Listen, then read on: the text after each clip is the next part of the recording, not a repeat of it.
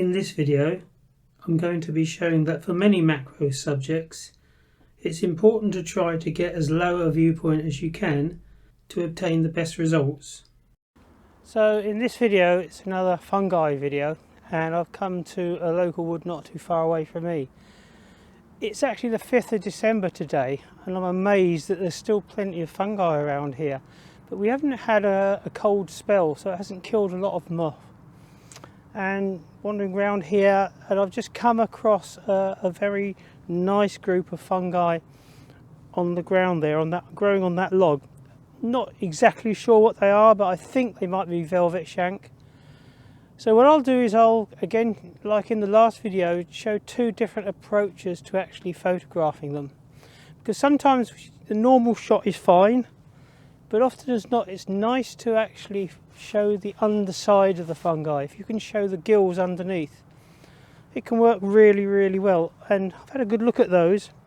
I can actually move that log and put it into actually a better position. But initially what I'm going to do is photograph it down there. So here I've got the tripod down quite low. The big advantage of that small tripod is it doesn't have a central column, so I can spray the legs out to get it down really low. If I needed to get lower than that, and sometimes, particularly if they're really growing out the ground, one of the best things to use is a beanbag, which I used in the last video, and I'll actually be showing some pictures towards the end of this video of all that have been taken using a beanbag, but tripod's fine here. Now I'm using the 90mm macro lens and composing it on the flip out screen at the back. Now there's quite a lot of depth of field to cover there, but the background is quite unobtrusive, so although normally speaking if the background looks a little bit messy or anything like that, I'll shoot wide open and focus stack. Here I can focus stack it. I'll take 15 shots at, say, a differential of maybe 6. I will actually sort of stop it down to say 5.6. So what I'll do is I'll focus just a little bit into the actual subject with stacking. You have to focus slightly into the subject rather than right on the front. If I was actually just bracketing the pictures as opposed to stacking, I would actually photograph right at the front. But today I'm stacking. So what I'll do is I've got the cable release here. Some people use the app on the phone for firing the shutter. I never really got on that well with the app, to be honest. So I'm old school. I'm quite happy using a cable release. And I'll take that picture. I'll focus very, very carefully using peaking. And I'll also use magnify on it to just check that I have got it exactly, the focus exactly where I want it. So I'll take 15 pictures. And that's stacking them now, so it's taken them very, very quickly. So that's actually quite an acceptable shot. I'm reasonably pleased with that. But what I really want to do is to actually photograph the gills on the underside, because they're really attractive, pristine condition. But because it's actually on the forest floor, I can't get the camera down. I could get it down a little bit lower with the beanbag than the tripod, but not much. But really what I want to do is photograph underneath. Now that old rotten log there is quite light and easy for me to move around. So what I'm actually going to do is move it and produce I think a more attractive picture.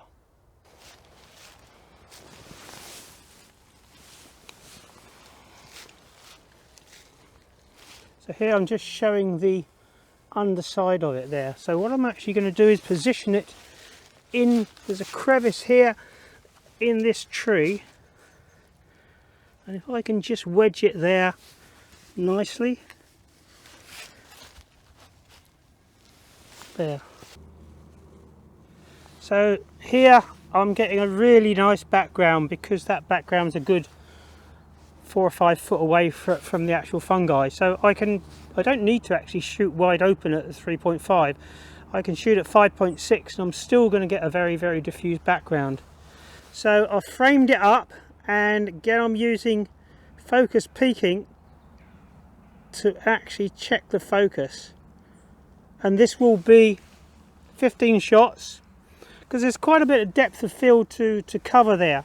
This front fungi here and there's probably about, I don't know, 3-4 inches of depth to actually cover in that picture. So 5.6, 15 shots, differential of 6, and that should work okay. I'm just going to adjust the exposure, that's better. Okay, so just taking the pictures, literally took them very quickly. So stacking them now, I can see the green line coming across the back screen, and that looks fine. Just zooming in to check it's sharp where it should be and all the way through. That looks okay, I'm pleased with that. Now, 1 or 2 people have asked me when I've been doing these fungi videos is how do you set the differential? Well, to be honest, I don't get it right every time. Sometimes I might say set it at 4 and then look at it and decide that that's not enough. I might have to put it on 5 or 6. Sometimes I might set the differential too wide. When that happens, you'll sometimes get a little halo around the top of the actual fungi. And I'm going to do a short video showing you how to actually correct that in Photoshop when it does actually happen, because it's happened to me at times. But that looks really nice. I'm pleased with that. And the fact that it actually,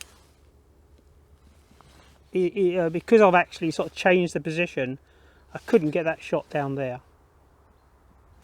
So when I've done these fungi videos, 1 or 2 people have actually asked me why I use stacking as opposed to bracketing. The difference is with bracketing, it will take more pictures than 15, but you have to stack them on the computer. And to be honest, it's something I haven't really used an awful lot, but it's something I am going to try next spring, things like that. What I like about stacking is because it does it in camera, you get an instant replay. You can see straight away whether the picture's worked. You can zoom into the picture, see whether you've got it sharp and that sort of thing. And basically it does everything for you, and I'm basically a lazy photographer. So if I can find something that will produce the results very easily for me with the minimum amount of work, that's what I'm going to go for. But I'm very pleased with that shot. That's really come out nicely, and certainly a big improvement on the shot when the actual log was down on the ground. So what I'm going to do is wander around, take a few more pictures, and I'll finish the video up just showing you a few pictures taken in a different habitat. Here I'm in a woodland. What I've actually recently been doing is photographing wax caps on a field reasonably near where I live. And wax caps don't grow in a woodland, they grow out on meadows, things like that. And for that, you need to get very low indeed. So I'll finish up just showing a few of those pictures. Some of them, particularly the parrot wax cap, I've been very pleased with the result. So I'm going to finish up the video just showing a few pictures of wax caps that I photographed at a reserve quite near me. Wax caps are mainly found in open undisturbed grassland, so placing the camera as low to the ground as possible will often give the best results. Sometimes you will find fungi that have been knocked over or damaged. Although obviously you want to photograph the fungi when they're in pristine condition, sometimes it's quite nice to go in and show the underside gills, and knocked over fungi really give a good opportunity to do this. Two of the things that I always carry with me when photographing fungi in open grassland are a small pair of scissors and a small artist paintbrush. To obtain a reasonably clean shot, you often have to do a bit of gardening. By gardening, I don't mean cutting the lawn or pruning the roses, but tidying up the area by trimming away any distracting blades of grass, leaves or twigs that are directly in front or behind the subject. Often it helps to slightly flatten any longer grass in front of the fungi. The paintbrush is to carefully remove any specks of dirt or rubbish on the cap or on the stem of the wax cap. These two shots of meadow wax cap are okay, but you can see that the grass hasn't really been sort of flattened down enough. It's a bit unobtrusive in the front and it doesn't give you a clear shot. So sometimes you do have to do a bit of tarting up with the picture, just flattening the grass, provided you don't actually disturb the fungi or anything like that. I don't see any problem with that. These parrot wax caps were wax caps that I particularly wanted to find and photograph, and I was lucky to find 3 in a really nice situation. I had to flatten down the background and take a few bits of distracting stuff in the front out, but it did produce, I thought, a really attractive picture. You can see here on the back of the screen of the camera where I've actually focus stacked it. You can see it takes the pictures very, very quickly. You then see the green progress bar going across the back of the camera as it's actually stacking the.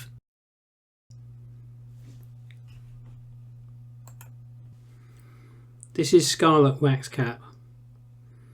I would ideally have liked to have photographed this wax cap in a cluster of 2 or 3, but on this occasion I only found a single red one. I felt it was still worth photographing, and resting the camera on a beanbag and shooting wide open with the 90mm macro lens, it produced a reasonable shot.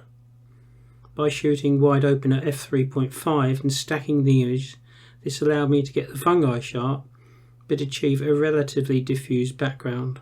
Here you can see quite clearly the black framing box that you need to use when composing the picture, because bearing in mind that when it stacks the pictures, it crops into the picture. Here you can see I've pressed the shutter button, it's taken the pictures very, very quickly, and once again it's stacking them in camera, and you can see the finished result. Although Middlewick is a fantastic location for wax caps, unfortunately it's under threat. The council want to build an estate with hundreds of houses here, and it would be terrible to lose this wonderful habitat. There is an online petition to save Middlewick Ranges, and I'll put a link to the petition in the description. If you could possibly sign the petition, I'd be very grateful. Hope you enjoyed the video, and thanks for watching.